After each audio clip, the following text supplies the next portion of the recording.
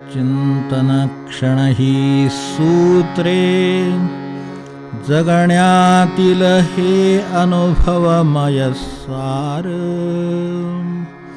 श्रवण करूयाता सूत्रांचा हा सुबोध विस्तार.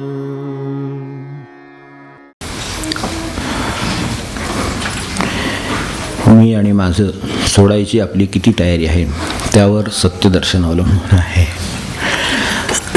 ज्यांनी प्रयोग केले असतील त्याचा हा अनुभव त्यांना आलेला असेल असं मला वाटतं.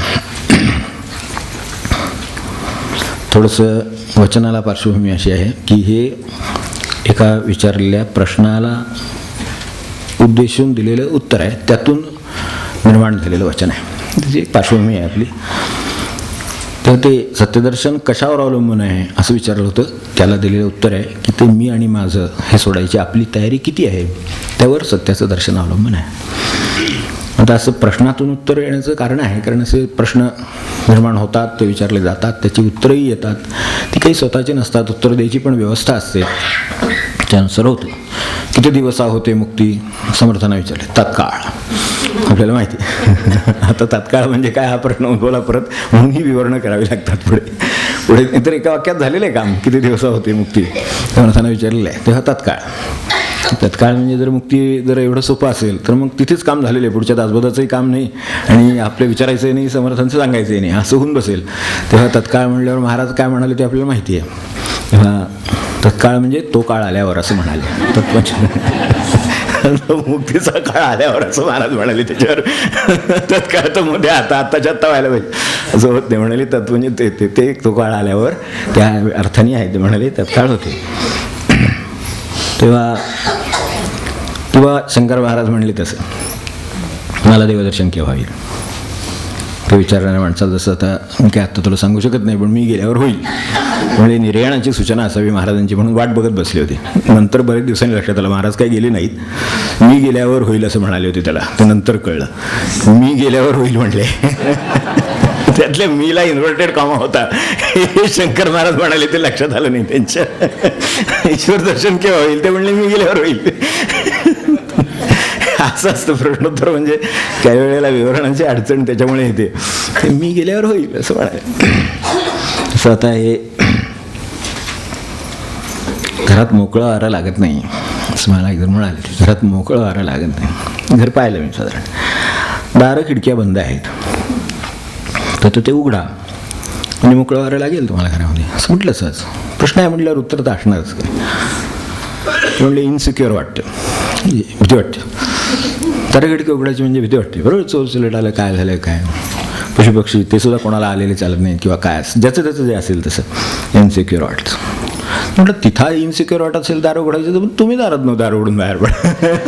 तुम्हाला मोकळं वारं पाहिजे, नंतर काहीतरी एक करायला पाहिजे, गड्डी पत्करली पाहिजे, दौड्यावर तरी गेलं पाहिजे. तेव्हा हे बाहेर पडायचं म्हटलं म्हणजे सोबत नाही, त्यामुळे इन्सिक्युअर म्हणजे तुम्हाला भीती वाटणारच. म्हटलं तुम्ही आत बसला तरी भीती, बाहेर गेला तरी भीती. ह्या शेवटी ही प्रश्नोत्तराचं काम हे असं सुरू आहे. तेव्हा इथे जे म्हटलेलं आहे सत्यदर्शन ते किती सोडायची तयारी याच्यावर अवलंबून आहे असं उत्तर दिलेलं आहे. ते कंडिशनल आहे. तर जरी सत्यदर्शन शब्द वापरलेला असता तरी सत्यदर्शन शब्दाचं थोडासा अडचण आहे, ती स्पष्ट करायला आहे. तर त्यासाठी मी आणि माझं सोडायची आपली किती तयारी आहे, किती या सत्यदर्शन याचा इथं अभिप्रेत असलेला अर्थ तो एकच आहे, तो आपण पुढे पाहतोच आहे. आता सत्यदर्शन याचा अर्थच ईश्वर दर्शन, कारण सत्य स्वरूपच आहेत. सत्यम ज्ञानम अनंतम, तर तसं आहे. त्यामुळे त्याचं स्वरूपच ईश्वर दर्शन असं आहे. ते ईश्वर दर्शन केव्हा होईल त्याचं ते उत्तर आहे. कशावर अवलंबून आहे? मी आणि माझं, मी किती प्रमाणात सोडायला तयार आहे त्या प्रमाणात. आता किती प्रमाणात याचाच अर्थ सरळ आहे की किती म्हणजे हे प्रमाण दर्शवतं त्याच्यातलं. ते मी माझं सोडायची सुद्धा आपली पूर्ण तयारी असत नाही, काही प्रमाणात सोडायची तयारी असते. ते तयारी हाही शब्द त्यातला महत्त्वाचा आहे. तयारी आपली कृती दर्शवतो. मनाची तयारी असते पण हाताची तयारी होतीच असं नाही. हो की नाही. काय जी कृती करायची आहे, पायाची तयारी होतेच असं नाही. देवाचं दर्शन घ्यायची तयारी आहे, पण त्यासाठी लागणारी कृती करायची तयारी पायाची असेलच असं सांगता येत नाही. त्यामुळे तयारीमध्ये कृती अभिप्रेत आहे, कितीमध्ये प्रमाण अभिप्रेत आहे. तेव्हा इथं प्रमाण आणि कृती या दोन्ही गोष्टी किती प्रमाणात पुन्हा हे सगळं चालू आहे त्या प्रमाणात, आणि ह्या कशाच्या बाबतीत आहेत तर मी आणि माझे याच्याबद्दल आहे. तेव्हा त्या प्रमाणात ईश्वर दिसतो याचा एक अर्थ जाता जाता ते होतात ते सांगतो आणि पुढे जातो. याचा अर्थ असा पण होऊ शकेल की त्या प्रमाणात ईश्वर दिसेल, मग असं ईश्वर तर पूर्ण गोष्ट आहे, ती अशी थोडी थोडी किंवा प्रमाणात किंवा अपूर्ण अशी कशी दिसेल. शंकाच उत्पन्न करायचे झाले ते ह्या सगळं उत्पन्न करता येण्यासारखे आहेत. तर असं कमी कमी कसं दिसेल किंवा थोडा थोडा कसं दिसेल. आपल्याला व्यवहारात थोडा थोडा दिसतो. सूर्य आपल्याला उगवताना थोडा थोडा दिसतो की नाही. सूर्य काही अपूर्ण नाही, ती पूर्णच आहे वस्तू, पण उगवताना थोडा दिसतो. तर जास्त उगवला म्हणजे मग अधिक मोठा दिसतो, पूर्ण उगवला म्हणजे पूर्ण दिसतो. तेव्हा तो कमी जास्त होत नाही, उगवण्याच्या क्रियेमुळे तो थोडा दिसू शकतो. तसं ईश्वर दर्शन सुद्धा थोडं होऊ शकतं, जास्त होऊ शकतं, काही प्रमाणात होऊ शकतं. ज्या प्रमाणात मी माझं सोडले त्या प्रमाणात ईश्वर दर्शन होऊ शकतं. तर असं शक्य आहे. ईश्वर पूर्ण आहे, त्याबद्दल अडचण नाही आहे. कदाचित एखाद्याने पूर्ण उगवलेला ईश्वर आपला सूर्य आहे, ईश्वर स्वरूप आहे म्हणा, सूर्य आहे, आणि या डोळ्यावर हात धरले तर त्याच्या हाताच्या पट्टीतून जेवढं त्याला ईश्वर दिसेल तेवढाही दिसू शकतो. म्हणजे तो पूर्ण असला तरी थोडा थोडा दिसणं सुद्धा शक्य आहे. हे एका शंकेचं उत्तर दिलेलं बरं त्यातल्या त्यात. बरं, थोडं थोडं दिसतं असं जर म्हणावं तर हे चुकीचं आहे म्हणावं. तर ईश्वर म्हणजे ईश्वरत्व, इथे आपण सूर्याचं उदाहरण घेऊन पाहिलं तर ईश्वरत्व थोडं थोडं दिसत नाही का आपल्याला. आपण आपला विचार मनाशी करून पहा की थोडं थोडं दिसत नाही का आपल्या ठिकाणी ईश्वरत्व नाही आहे का. वास्तविक आपल्या ठिकाणीच आहे.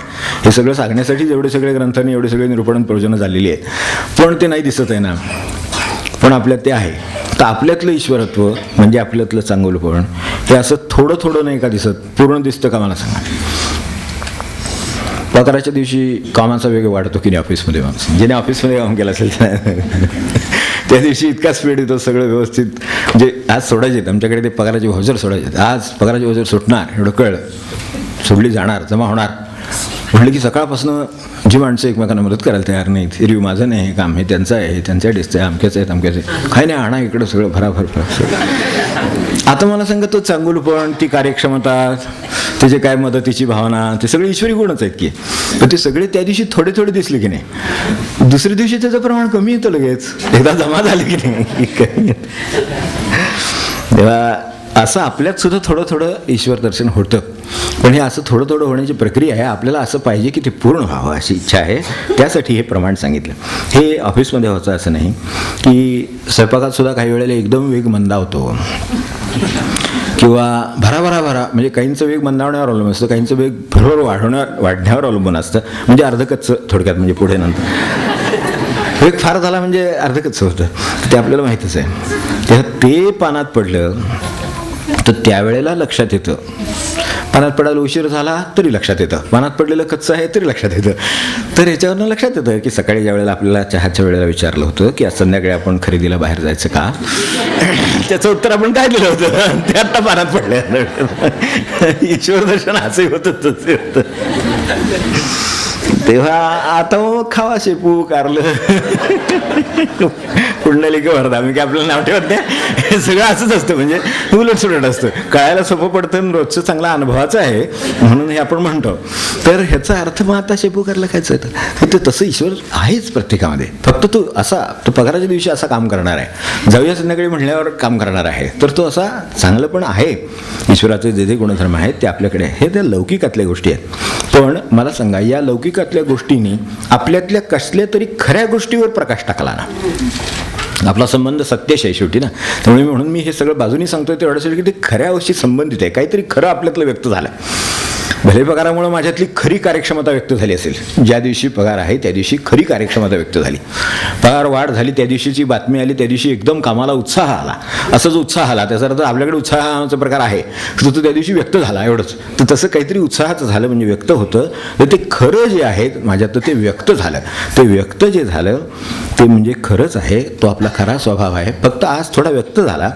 आता ते जर व्यक्त व्हायचं असेल म्हणजे ते व्हायचं ते काय कारणानं झालं ते कळलं, पण ते आपल्याला कळायचं असलं समजा हे खरं काय आहे, हे स्वभाव असा आहे खरा, असं तुम्हाला खऱ्याशीच संबंध आहे आपला. चांगला वाईट वगैरे आपण त्याला काही नावं ठेवायला नको सध्या. पण ते जे खरं आहे ते व्यक्त व्हायला आपलं त्याच्याकडे लक्ष लागतं की नाही काही. असं मला पुढचा प्रश्न आपल्यासमोर ठेवायचा आहे की ते खरं व्यक्त झालेलं आहे. आता पानात शेपू आपल्याला आवडत नाही तर शेपू आहे समजा, किंवा काय असेल ते आहे, किंवा तिकडे कामाचा वेग वाढलेला आहे, किंवा काय आपल्या ऑफिसमध्ये आता ही चांगली बातमी आल्यामुळे एकदम सहकार्याचं वातावरण निर्माण झालेलं आहे, एकदम बराबर एकमेकांची कामं घेऊन करतात. हे सगळं जे आहे सगळं ते आता पानातलं आहे. ते समजा तितक्याच वेगाने आपण खाऊन ते त्याच्याकडे लक्ष नसताना निघून गेलो तर ते खरं झालेलं असून सुद्धा माझ्याचकडे माझं लक्ष स्वतःच्याकडे असल्यामुळे मला जे व्यक्त झालं तर दिसलं नाही, दिसू शकलं नाही. माझ्याकडचं माझं लक्ष जेव्हा कमी होईल, मी आणि माझं जे डोक्यात सकाळपासून चालू असेल त्याच्याकडे जर लक्ष कमी राहिलं, माझं झालं नाही, ते मला जर समजा लक्ष नाही आहे माझं तिकडे दुसरीकडे, तर ते तसंच व्यक्त होऊन सुद्धा आपल्याला दिसणार नाही. तेव्हा मी माझं सोडायची तयारी किती आहे याच्यावर ते खरं जे व्यक्त झालेले ते समजून घेण्याची शक्यता आहे. तर ते माझ्याकडचं तिथे सुद्धा पुन्हा माझ्याकडचं लक्ष कमी व्हावंच लागतं. तेव्हा लक्षात येतं सकाळची असं चहाच्या वेळेला असं झालं वगैरे वगैरे ते सगळं. पण ते केव्हा, ज्या वेळेला माझ्याकडचं माझं लक्ष होईल आणि जे काय चाललंय त्याच्याकडे जाईल, ते दुसऱ्याच आहे, ते चाललंय त्याच्याकडे जाईल, त्यावेळेला कळेल की हा पगाराच्या वाढीचा परिणाम आहे, की हे नाही म्हणल्याचा होय म्हणल्याचा परिणाम आहे. हे परिणाम केव्हा कळणार, जेव्हा माझ्याकडचं माझं लक्ष होईल तेव्हा. हे अगदी सगळं व्यवहारातलं खरं खोटं चाललेलं आहे. आता ते सत्य काय असेल ते माहीत नाही. सत्य हा दुसऱ्याचं अंतरंगाचं हे असेल, काही दर्शन असेल, स्वभावाचं दर्शन असेल, त्याचा स्वार्थ असेल, त्याची अपेक्षा असेल, हे सगळं सत्यच आहे, जे खरंच आहे. ते मी आत्ता अजूनही फरक करत नाही, पण इथंच हा सत्याचा शब्द स्पष्ट केलेला बरा, म्हणजे थोडासा अधिक इथे जे अभिप्रेत आहे त्या अर्थाने स्पष्ट केलेला बरा. काय झालंय, मूळ सत्य शब्द आपण खूप खाली आणलेले आहे. सत्यम ज्ञानम अनंतम असं आता म्हटलं, तर त्या सत्याला आपण फार खाली आणलं की त्याचं, म्हणजे देहाच्या पातळीवर आणलं, त्याचं खरं आणि खोटं वगैरे व्हायला लागतं. खरं खोटं सुरू होतं. ते खरं खोटं ही कल्पना आपल्याला व्यवहारात चांगली परिचित आहे. सत्य ही कल्पना या अर्थाने आपल्याला तेवढी परिचित नाही. आपण खऱ्याला सत्य समजतो, तर तसं नाही. सत्य हे परमेश्वराचं स्वरूप आहे, त्यात ते विकारी नाही, ते बदल होत नाही त्याच्यात. ते आपण आपल्या व्यवहारात जेव्हा आणतो त्यावेळेला त्याचं खरं खोटं होतं. जसा आनंद खाली आणला की सुखदुःख होतात.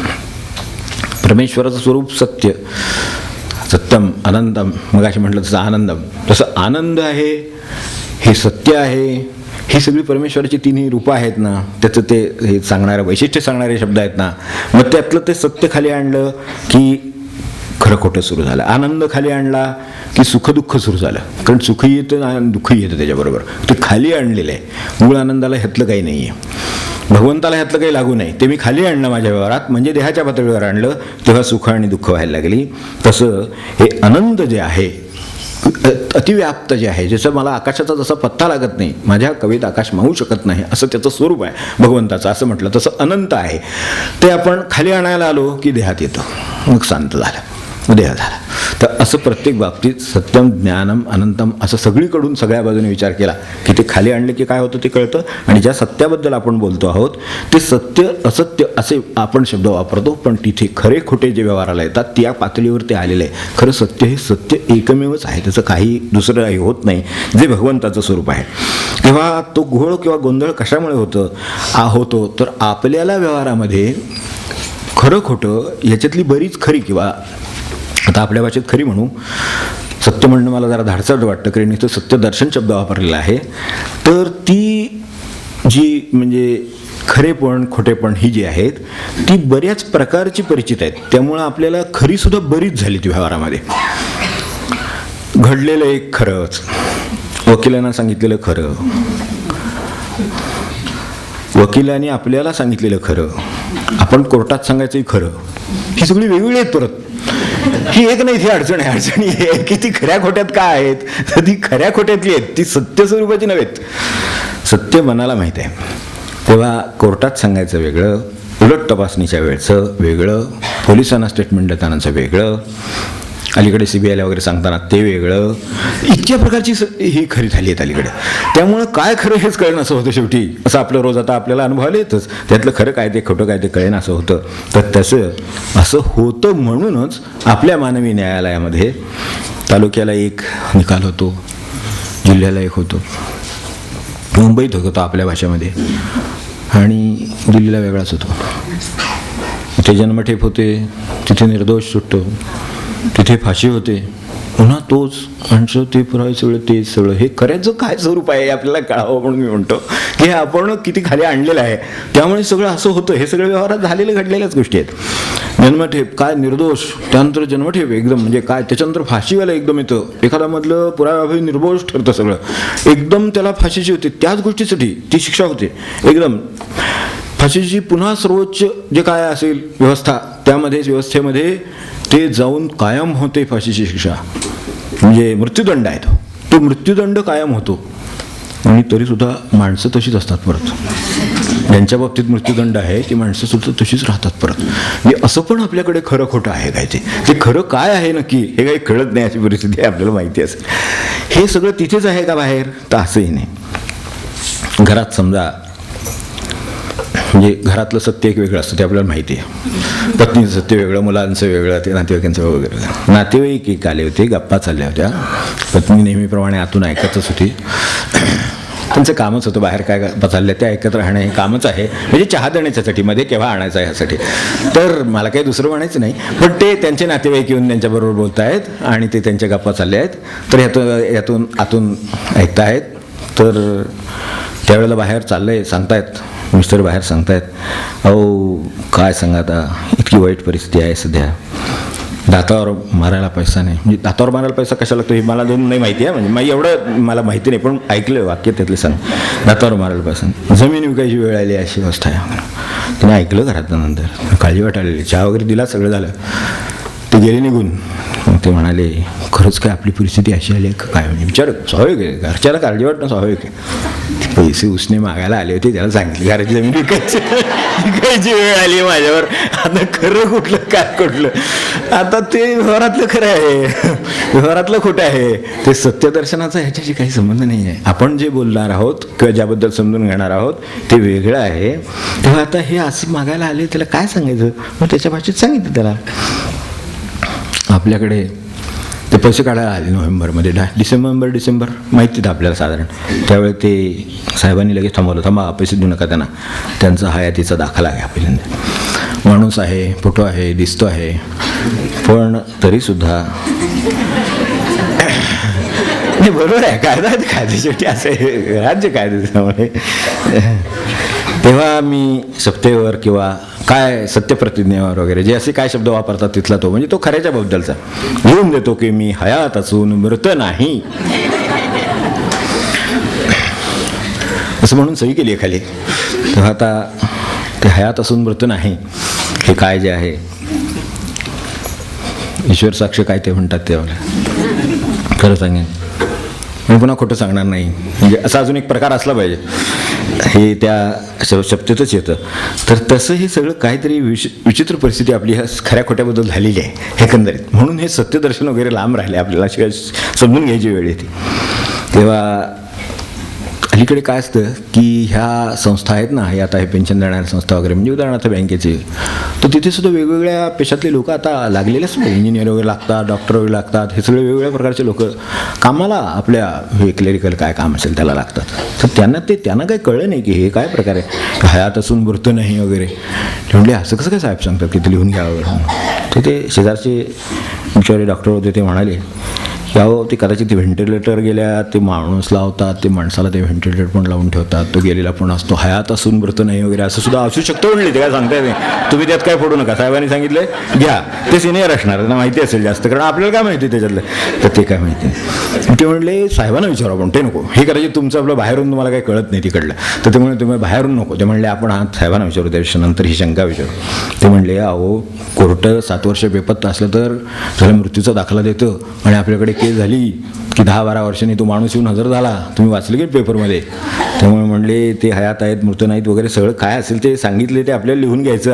आपण कशाला पडायचं नाही त्याच्यात. उद्या काय झालं ते पुन्हा हयात मृत ते कोण बघत भेटणार आहेत, काय बिघडलं आपलं हयात आहे मृत नाही म्हणून लिहून घेतलं तर. तेव्हा मी आणि माझं सोडणं आणि सत्यदर्शन हे सगळं समजण्यापूर्वी आपण कोणत्या सत्याबद्दल बोलतो आहोत आणि दर्शन म्हणजे काय हे समजून घ्यायला आपली नेहमीची खरी खोटी सगळी बाजूला ठेवली पाहिजेत. ती व्यवहारातली सगळी, ते जे काय चाललंय की नाही ते तसंच चालायचं. आपण दृश्य जगामध्ये आलो, ह्या सगळ्या व्यवहारामध्ये आलो की हे खऱ्या आणि खोट्याचं मिश्रण चालतं, त्याच्यात सत्याचं काही नाही, हे खऱ्या खोट्याचं आहे. त्यामुळे ते खऱ्या खोट्याचं मिश्रण आहे, ते तसंच चालणार, म्हणून ते सापेक्षही असणार, म्हणून त्यात सुखही असणार, म्हणून त्यात दुःखही असणार. तर तसं आहे. मग साध्या हवा गार आहे का गरम आहे आत्तासुद्धा उत्तर देता येणं कठीण आहे, आणि प्रत्येकाचं उत्तर वेगळं राहण्याची शक्यता आहे, आणि त्याचं पुन्हा खरं खोटं करायला गेलं तर निकाल लागण्याची शक्यता नाही. बहुमताने वगैरे ठरवतात तसं ठरवावं लागेल.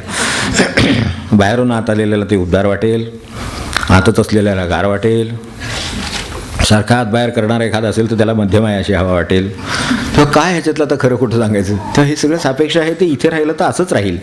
जे शब्दमय आहे, जे सापेक्ष आहे, जे बदलशील आहे, सतत बदलत आहे, खऱ्याचं खोटं, खोट्याचं खरं, खोट्याचं खरं, आपलं ते नाही का चाललेलं आहे वेगवेगळ्या पातळीवर, जिल्हा तालुका अमकं तमकं, ते सगळं जे बदलशील आहे ते हे खरं खोट्यातलं आहे, ते सत्य नव्हे. ज्याच्याबद्दल आपण दर्शनाची अपेक्षा बाळगतो आहोत, म्हणजे जे ईश्वर स्वरूप आहे ते ह्यात बसत नाही, ते वेगळं आहे, ते बदलणारं आहे, म्हणून ते सापेक्ष आहे.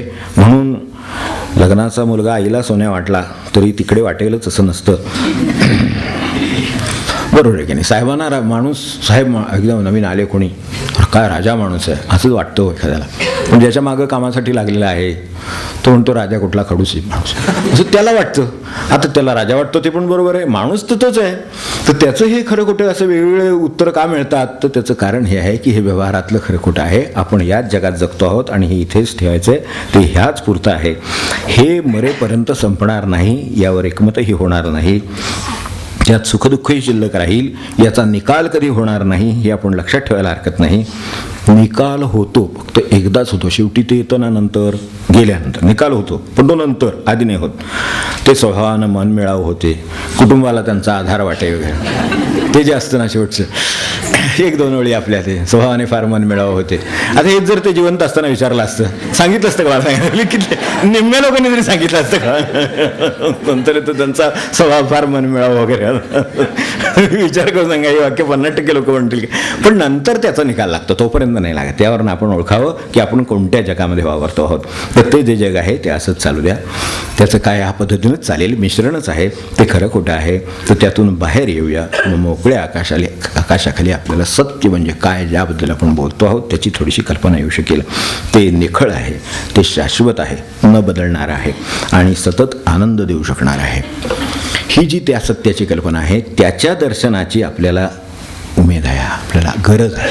खरी जी आवश्यकता आहे ती त्या सत्य दर्शनाची आहे. ह्याच्यात कितीही शिरलात तरी आज खरं उद्या खोटं, परवा खरं परवा खोटं, हे सुरू राहील, हे नाही संपणार ह्याच्यातलं. आपण त्याच्या मागे लागावं की जी खरं सत्य आहे, जे शाश्वत आहे, त्या सत्य दर्शनाच्या मागे आपण लागावं. जे असं शब्दाच्या कसरतीनं बदलू शकतं ते सत्य नव्हे, ते खरं खोटं आहे. असा फरक लक्षात ठेवला तरी आपण आपल्या मूळ कामाकडे जाऊ शकू. हे जे दर्शन आहे सत्यदर्शन, ते म्हणजेच ईश्वर दर्शन. तेव्हा त्याचा परिणाम म्हणजे काय? तर आपण अखंड आनंदात असणं, आपल्या आत्मस्थितीत असणं, स्वतःच्या ठिकाणी विद्यमान सतत जागृत असणं, खऱ्या अर्थाने चैतन्य निवास, का बंगल्याचं नाव नव्हे, खऱ्या अर्थाने चैतन्य निवास, तो जो निवास आहे त्या ठिकाणी असणं, हे खरं आपल्या दृष्टीनं सत्यदर्शन आहे. आता हे दर्शन जे आहे आपलं नेहमीचं दर्शन आहे, काय आहे? इतर दर्शनात पाहायला डोळा लागतो, ह्या दर्शनाला, सत्यदर्शनाला डोळ्याची आवश्यकता नाही. डोळा, दृश्य, अमकं तमकं, हे जे सगळं आहे ना, हे ह्या जगातलं, हे जे खरं खोटं आहे त्याच्यातलं. हे जे सत्यदर्शन आहे त्यातलं जे दर्शन आहे ते डोळ्याने होत नाही, ते तादात्म्याने होतं. आता त्याच्याविषयी आपण पाहू, ज्याच्याविषयी खरं पाहायचं आहे. तर ते तादात्म्याने होतं, एकरूपतेनं होतं, ते प्रेमाने होतं. त्याची थोडीशी कल्पना प्रेमाने माणसं येईल. आईचं मुलाची तादात्म्य आहे, न सांगता मुलाची सुखदुःख आईला कळतात, त्यावेळेला पाहावीही लागत नाहीत. आपल्या गावी असला मुलगा तरी त्याचं सुखदुःख आपल्याला इथे जाणवू शकतं. हा आपल्याला सर्वसामान्य माणसाला येणारा त्या सत्याचा थोडासा प्रेमामुळे असलेला प्रत्यय आहे, ह्याच्याच स्तरावरचा आहे, पण प्रत्यय आहे आणि प्रेमाचा मुळे आलेला आहे. हा येऊ शकतो, हा आईला कळतो. तर त्याच्यावरून आपल्याला थोडी कल्पना त्याची येऊ शकेल, झाक कळेल, त्याची झलक कळेल की जे मूळ सत्य असेल ते काय असेल. तर त्याची थोडीशी कल्पना तादात्म्याने म्हणजे प्रेमाने येऊ शकते. तेव्हा ते तादात्म्य केव्हा येईल? तेव्हा तादात्म्य व्हायला, ते व्हाल त्यावेळेला तादात्म्य होईल. आईला मुलाची कल्पना येते कारण ती मूल होऊ शकते. ते जे काय आहे त्याचं अंतरंग ते ती होऊ शकते, म्हणून तिला दुखतंय खुपतंय, काय होतंय, भूक लागली, काय ते कळतंय. याचं कारण काय आहे तर हे नुसते बाहेरून बघून कळत नाही. अनेकदा लहान मुलं असली तर वडिलांना कळत नाही, आईला कळतं ते की याला भूक लागली, याला अमुक झालं, याला तहान आहे, याला काय जे असेल ते त्याला कळतं. याचं कारण आई त्याच्याशी तादात्म्य आहे, हे झलक आहे. आपण साध्या व्यवहारामधली झलक पाहा द्यायची की आपण दुसऱ्याला म्हणतो ना की तुम्ही माझ्या जागी असता म्हणजे तुम्हाला कळलं असतं. ते काय, माझ्या जागी असता म्हणजे कळलं असतं. तुम्ही इथे बसा म्हणजे कळेल, तुम्ही तिथे बसा म्हणजे कळेल, तुम्ही या खुर्चीत बसा म्हणजे तुम्हाला कळेल. असं व्यवहारामध्ये आपलं होत असतं बघा, की काय असेल ते व्यवहारात. साहेब व्हा, मालक व्हा, नोकर व्हा. नोकराची दुःख नोकराच्या जागी कळतात, मालकाची दुःख मालकाच्या जागी कळतात, आईच्या जागी, भिकाऱ्याच्या जागी, राजाच्या जागी. ते व्हा म्हणजे कळेल असं जे आपण म्हणतो ते म्हणजे तादात्म्य व्हा म्हणजे ते कळेल, ते सत्य, त्या अर्थाने दर्शन होतं. तिथे दर्शन खरं आहे, ते झाल्यावर होतं, तिथे झाल्यावर होईल. ते होईल यावेळेला जे कळेल ते म्हणजे खरं दर्शन. तेव्हा ते व्हाल प्रत्यक्ष, त्यावेळेला जे कळेल ते खरं दर्शन. डोळ्यांनी दिसते ती वस्तू, तादात्म्यानं होतं ते दर्शन. डोळ्यानं वस्तू दिसते, वस्तू काय, झाड दिसेल, माणूस दिसेल, काम दिसेल, सगळं दिसेल, पण जे तादात्म्यानं होतं ते मात्र दर्शन असतं. त्यासाठी वस्तू लागत नाही, डोळाही लागत नाही. तेव्हा अगदी साध्या व्यवहारामध्ये ज्यांचे ऑफिसमध्ये किंवा कुठे संबंध आले असतील, वेगवेगळ्या कामगारांशी किंवा कोणाशी संबंध आले असतील, तर क्षणभर आपण साहेब व्हा, साहेबांच्या अडीअडचणी कळतील. क्षणभर आपण कामगार व्हा, कामगारांच्या अडीअडचणी कळतील. पण ते झाला तर, नाहीतर त्यात काय आहे, ह्यात काय आहे, ह्यात काय आहे, केवळ मोठं आहे असं वाटत राहील. ते वाटत केव्हा राहील, जोपर्यंत ते होणार नाही तोपर्यंत. व्हाल झालात की लगेच लक्षात येईल की मुलाची अडचण काय, मुलीची अडचण काय, त्या नोकराची अडचण काय, किंवा साहेबांची सुद्धा अडचण काय. तेव्हा हे कळायला आपली जी आत्ता तादात्म्याची तयारी म्हटलं ती किती प्रमाणात आहे, सुरुवातीला आपण उल्लेख केला होता, किती प्रमाणात आहे. आणि त्याची कृती आहे, तयारी आहे त्याची, ती किती आहे, कृतीची तयारी किती आहे, त्या प्रमाणात दर्शन होईल. कारण हे दर्शन आता पाहण्याचा नुसता विषय उरलेला नाही, हे होण्याचा विषय उरला आहे. तर ती किती व्हायची तयारी आहे. तादात्म्य म्हणजे तो आत्मा होणं, म्हणजे ते अंतरंग आपण होणं. ते मुलाचं आहे का नोकराचं आहे का कशाचं आहे काय त्याच्याशी संबंध नाही, काही कशाचं आहे, ईश स्वरूप घ्या, अगदी सत्य स्वरूप घ्या, त्याचं जे अंतरंग आहे ते होणं म्हणजे तादात्म्य होणं. आता ते ईश्वराचं असेल, पांडुरंगाचं असेल, रामाचं असेल, आपल्या उपास्य देवताचं असेल, काय राम आहे, सीतामयी आहे, काय जे असेल ते ज्यांच्याशी आपण तादात्म्य होऊ शकाल त्यावेळेला त्यांचा अंतरंग आपल्याला कळेल. तादात्म्य व्हायचं असेल तर त्याचे काहीतरी मार्ग असला पाहिजे आपल्या दृष्टीने. आपण व्यवहाराने जाणारे माणसं आहोत, आपल्याला मार्ग पाहिजे, हे कळलं बरोबर. पण मार्ग आहे का त्याला काही, तर मार्ग आहेत, दोन प्रकारचे मार्ग आहेत. एक तर तादात्म्य म्हणजे ते व्हायचं असेल तर अंतरंग तसं व्हावं लागतं. अंतरंगात रंग आहेच, म्हणजे त्याचा जो रंग आहे तो माझा रंग व्हावा लागतो. तो रंग जर माझ्या अंतरंगाला असेल तर मला तादात्म्य होता येतं. तो रंग आला तर हे होतं, म्हणजे त्याच्या रंगाचं व्हावं लागतं, पांडुरंगाच्या रंगाचं व्हावं लागतं, रामाच्या रंगाचं व्हावं लागतं. तेव्हा काय ते रामरंगी रंगले, ते तसं आहे. ते अंतरंग ते झाले म्हणून त्यांना विस्मरण जगाचं आहे, म्हणून त्यांना या दुःखाचं सगळं विस्मरण आहे, म्हणून फक्त आनंद राहिला आहे. तो तसा होऊ शकतो, पण ते तसं व्हायचं याचा पुरावा काय हे आपल्याला कळेल कसं, खात्री कशी होईल, तर खात्री यानं होईल की तसं वागण्याने खात्री होईल. रामाशी अंतरंगाने तसं व्हायचं आहे तर कर्तव्याने तसं व्हावं लागेल. रामाचं एक स्वरूप कर्तव्याचं घेतलं तर ते तसं वागायचं आहे, तर त्याच्या रंगाचं व्हायचं म्हणजे तसं वागायचं आहे. तसं वागायला मला कर्तव्याने लागेल, निष्ठेने लागेल. मग आता विचार करून बघा की हे कितपत शक्य आहे आणि का अवघड आहे. मग दर्शन का होत नाही याची कारणं त्यात सापडतील आपल्याला.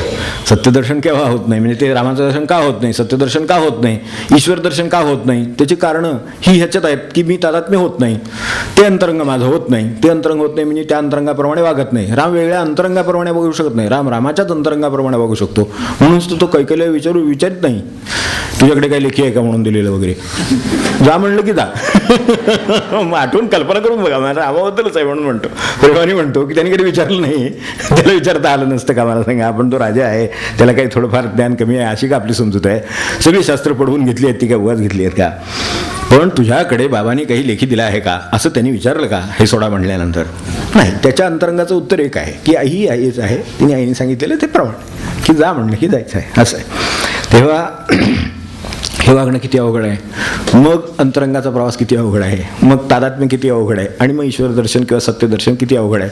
पण त्यासाठी त्याचं त्याने सोडून दिलेलं आहे सगळं. ते मी माझं तो राजपुत्र आहे, राजा आहे उद्याचा, तर त्या राजाला स्वतःचं ते सोडायची तयारी आहे. स्वतःचं मताचं सोडायची तयारी आहेच आहे. म्हणजे माझं म्हणून जे आहे ते त्याचं तर राज्यपदच आहे सगळं, तर तेही आहे आणि त्याच्याबरोबर आलेलं सगळंही आहे, त्याच्याबरोबर सगळं वैभव आलेलं आहे, तेही सोडायची तयारी आहे, ही त्याची तयारी आहे. त्याला हे साधेल म्हणून हे साधत नाही, आणि साधलं तर त्याच्यासारखं दुसरं साधण्यासारखं काही नाही, हे तितकंच खरं. बाकीचं तर व्यवहाराचं साधता येईल, ठीक आहे, त्यात फार थोडं कर्तृत्व इकडे तिकडे असलं तर ते साधता येतं, पण एरवी नाही साधता येत. तेव्हा इथे तो प्रश्न आहे की राज्य सोडायचं आहे. तिथे नाही हे मनात सुद्धा आलं की असं का, किंवा मी का करावं, हे तुम्ही कबूल केलं असेल, मी का पाळावं, असं नाही येत मनात. हे रामाचंही होऊ शकतं. आपल्याला मनासारखं साधं वागलं नाही, दुसरा तो राग येतो. हे तर राज्य सोडायचं आहे आणि ते सगळ्यावर पाणी सोडायचं आहे, आणि इतकं करून नुसतं बाबा दुसऱ्या पर्यायी महालात व्यवस्था केली वगैरे असलं काही नाही, गुड नाईट म्हणलेलं आहे सरळ. तर हे जे म्हणलेलं आहे अशा अवस्थेतल्या आपण कल्पना करा, आपण ही उपासना करतो, पण उपास्य दैवत काय त्यांच्यासमोर आलेलं आहे आणि कशातून गेलेले आहे त्याची कल्पना आली म्हणजे लक्षात येईल की जरा मनासारखं नाही मनुष्य वागलं तर त्याचा राग येतो. बाकी त्याच्यावर त्या कैकेवर त्याचा आदर किती आहे, प्रेम किती आहे, तो तिच्या मुलाला सांगतोय, ती सांगते ते बरोबर आहे, ती आई आहे, ती तुझीच नव्हे माझी पण आहे, त्याप्रमाणे वागणं आपलं काम आहे, ही त्याची भूमिका ठाम आहे. ह्यात काही फरक नाही. सगळं जाऊन सुद्धा मी आणि माझं त्याग करायची तयारी किती आहे, 100%. अशी तयारी असेल तर मग त्याला वेळा म्हणूनच तो देव आहे. तर तिथपर्यंत का आहे, आणि ते त्याचं तुम्हाला दुसरं कोणाचं असेल तर तेच संतांच्या ठिकाणी आहे. म्हणून महाराज म्हणले, ते भेटायला गेले होते, आपल्याला माहिती असेल कर्नाटकात आणि तिने वागणारा माणूस होता, तुका याच्यावर उभा होता वगैरे, ते आपल्याला माहिती आहे. त्या हात सुद्धा याची त्याची तयारी होत नव्हती किंवा कोणी सोडणार नाही याची त्याला खात्री होती, आणि म्हणून तो त्या बंगल्याच्या जिथे उतरले महाराज तिथे बंगल्याच्या गेटवर उभा होता. तेव्हा तिथे सुद्धा महाराजांनी स्वतःहून त्याला निरोप पाठवला की त्याला आत पाठवा. तर आत पाठवण्याचं योग्य त्याचा माणूस नाही असं बाकीच्यांचं म्हणणं आहे, पण महाराजांचं म्हणणं आहे त्याला आत पाठवा, आपण निरोप आहे त्यांना आत पाठवा. तो चुकलेलं आहे, मान्य आहे, चुकलेलं आहे, पण आत पाठवा. हे महाराजांचं म्हणणं आपल्याला कळणं सुद्धा कठीण आहे, आणि महाराजांचं उत्तर त्याच्या पुढचं त्याला सांगितलेलं तेही कळणं कठीण आहे की जगाने तुला टाकलं तरी मी टाकणार नाही. हे उत्तर आपल्याला पटेल आता सांगा. म्हणजे प्रवास अंतरंगाचा काय आहे हे आपल्याला कळावं म्हणून मी आपल्यासमोर मुद्दाम ठेवलं, आपल्याला माहितीच आहे. तेव्हा पांडुरंग होणं म्हणजे काय, मग अपात्र दीना थारा तवा पायाशी, तिथेच मागणं शक्य आहे आणि तिथेच मिळणं शक्य आहे, दुसरीकडे मिळण्याची शक्यता व्यवहारात नाही. म्हणून हे खऱ्या खोट्याच्या व्यवहाराच्या वर या असं जे मी म्हटलं ते तेवढ्यासाठी, त्याच्यावर वर जाऊया, तिथे थारा आहे. तिथे अपात्र असलं तरी थारा आहे, पात्र असलं तर थारा असेलच असेल, ती जागाच आहे हक्काची, त्याचीच जागा आहे, परमेश्वराच्या पायाशी त्याची जागा आहेच. पण अपात्र असेल तरी जागा आहे, ती भगवंताच्याच पायाशी आहे, ती रामाच्याच पायाशी आहे किंवा पांडुरंगाच्याच पायाशी आहे. तेव्हा ही एक मार्ग झाला, त्याच्या रंगाचं आपण व्हावं, आणि दुसरं आपला रंग सोडून द्यावा. मार्ग तर असतीलच, आपला काही रंग असेलच तर तो सोडून देण्याचाही मार्ग आहे. जर आपल्याला हे दर्शन हवं असेल तर दर्शनाची व्याख्याच आपण तादात्म्याची केलेली आहे. तर तादात्म्य व्हायला एक ते जे आहे ते व्हावं, नसेल तर मी जे आहे ते सोडून द्यावं. माझा काय रंग आहे, रंगाच्याच भाषेत चाललंय, म्हणून रंग आहे काय माझ्याकडे तो मी सोडायचा आहे.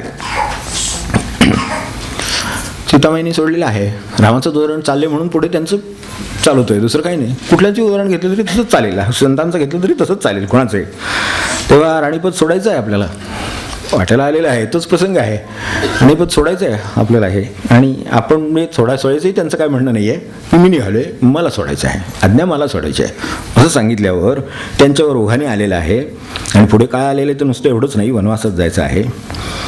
वास्तविक तिच्यावर हे बंधन नाही, तिच्यावर बंधन तिला बाहेर पाठवा ह्याच्यापेक्षा सुद्धा त्याला बाहेर पाठवा हे बंधन आहे. मुळात अडचण आहे ती तिथे आहे, त्यामुळे तिला सांगितल्यानंतर तिचं काही संबंध नाही. खरं म्हणू शकतात की माझ्यावर काही या शब्दाचं बंधन नाही आहे, तुमच्यावर आहे, तर तुम्ही पाळा असं होऊ शकतं. आपला रंग जर सोडायचा नसेल तर काय आहे ते सांगतो, आपला रंग सोडलेला असला तरीही तादात्म्य होता येतं, आणि आपला रंग सोडला नसेल तर मग आता काय करणार, नाईलाज आहे. त्यांनी कबूल केले, त्यांनी होय म्हणले, त्यांनी मागितले, देणं आपलं कर्तव्य आहे, आपलं कर्तव्य आहे.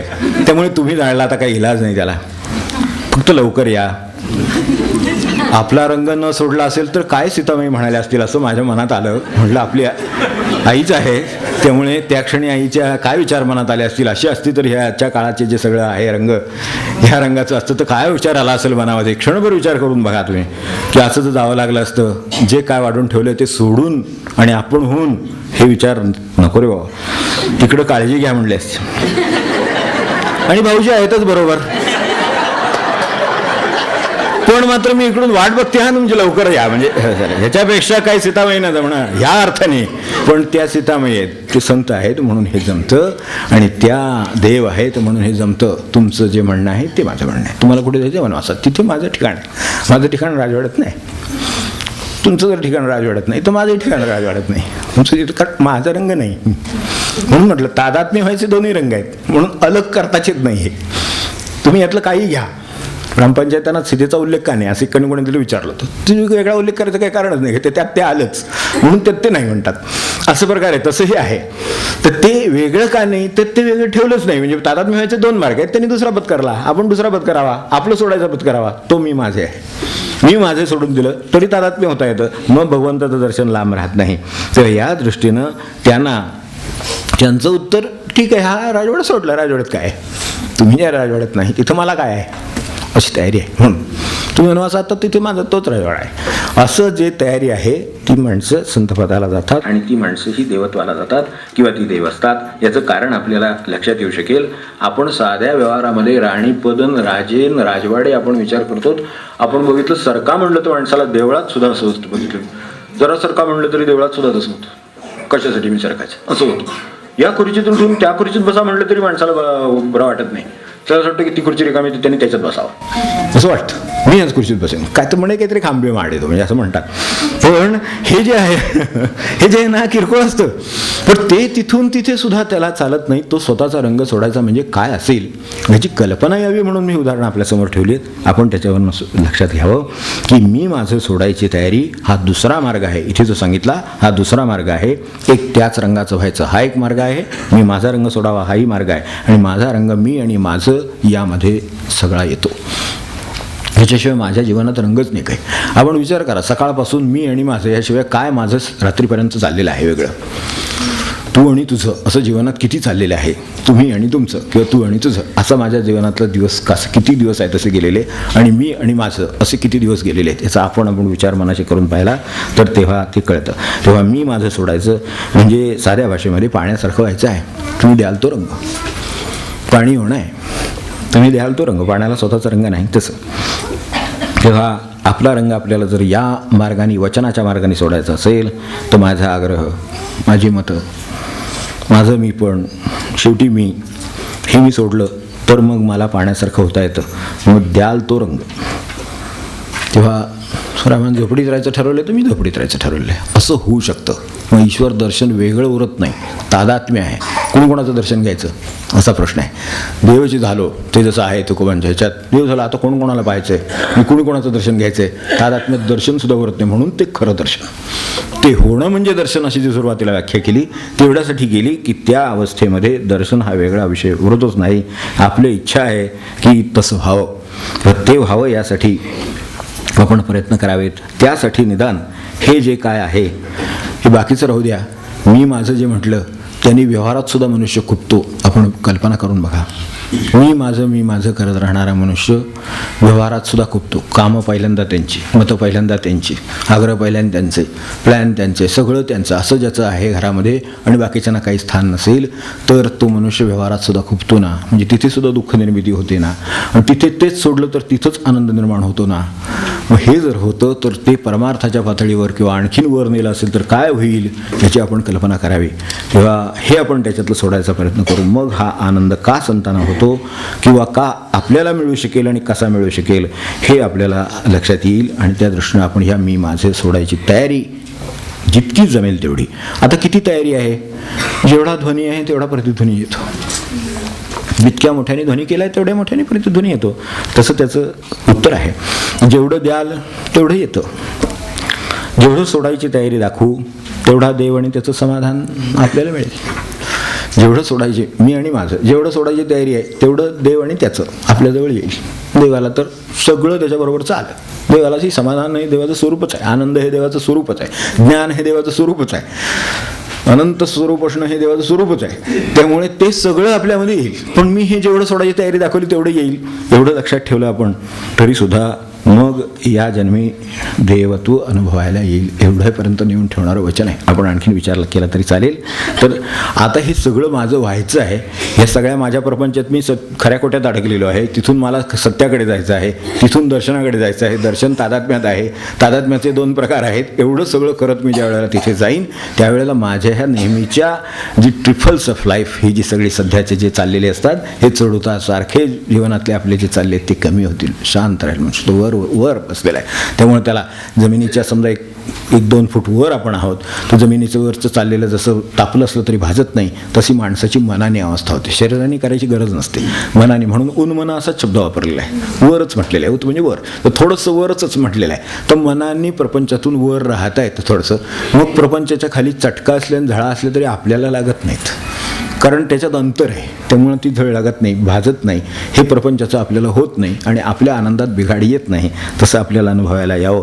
आता हे सगळं करायचं आहे हे लक्षात कशाने ठेवावं? नामाने ठेवावं. हे लक्षात ठेवायला नाम उपयोगी पडतं. कारण नाम काय आठवण देतं? मी माझं अशी आठवण देत नाही, तू तुझं अशी आठवण देतं. तेच खरं नाम, जे तू तुझी आठवण देतं. राम रामाची आठवण. राम म्हणले नुसतं राम म्हणा, पांडुरंग म्हणा, आठवण पांडुरंगाची होणार. पांडुरंग म्हणल्यावर माझी नाही आठवण होणार, पांडुरंग म्हणल्यावर पांडुरंगाची आठवण होणार. मी जपत करत राहिलो तर माझी आठवण येईल. माझं म्हणत राहिलो तर माझं म्हणतच जातो शेवटी माहिती तिथे आपल्याला. स्वतःही दुःखात इतरही दुःखात. तर हे असं होईल. तर त्याऐवजी मी पांडुरंग म्हणत राहिलो, रामकृष्ण हरी म्हणत राहिलो तर रामकृष्ण हरीची आठवण येईल. म्हणून ते आठवण देणारं नामासारखं साधन नाही आपल्याला. म्हणून ते आपल्याला करता यावं आणि ती बुद्धी व्हावी. म्हणजे तू आणि तुझ्याची सतत आठवण देणारं नाम आपल्या मुखात यावं. एवढा मार्ग आपल्याकडे सोपा आहे. बस एवढं सांगतो. बाकीचं वचन आपण समजून घेऊ शकाल ही मला आशा आहेच.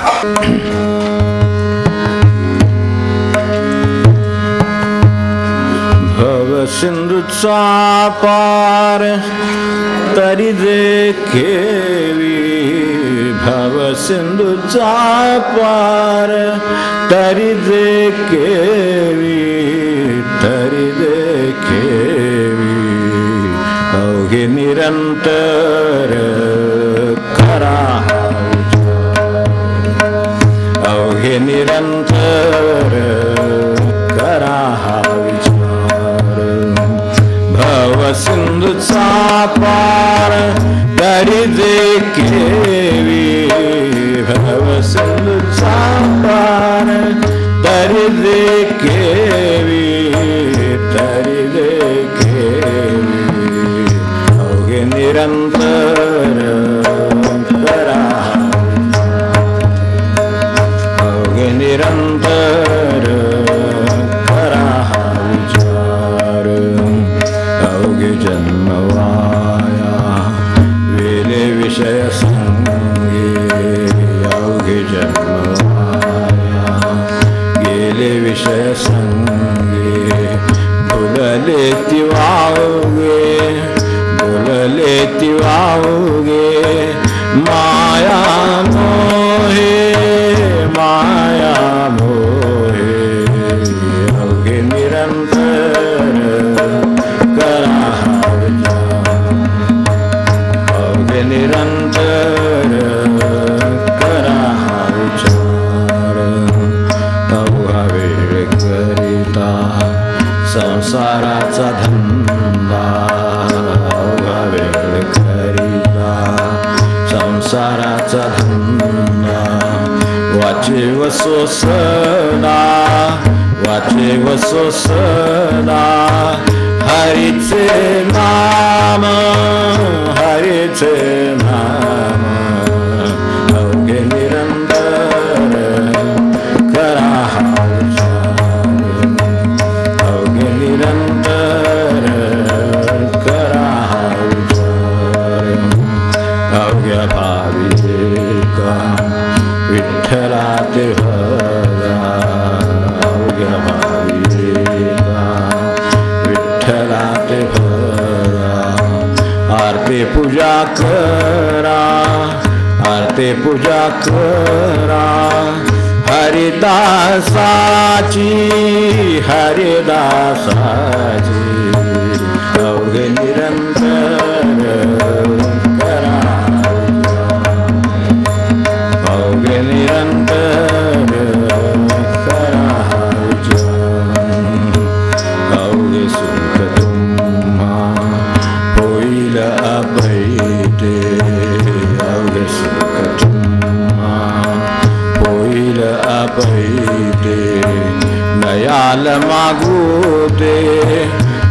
लाल मागुटे गर्भवासा गर्भवास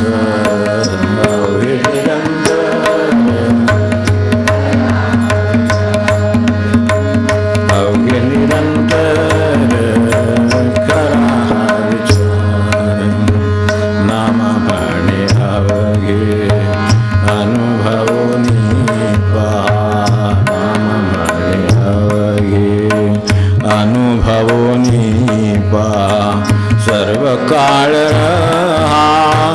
सर्व काळ रहा संत संगे अवघे निरंतर करा अवघे निरंतर करा विचार भव सिंधूचा पार तरी जे केवी भव सिंधूचा पार तरी जे केवी अवघे निरंतर करा विचार अवघे निरंतर करा विचार करा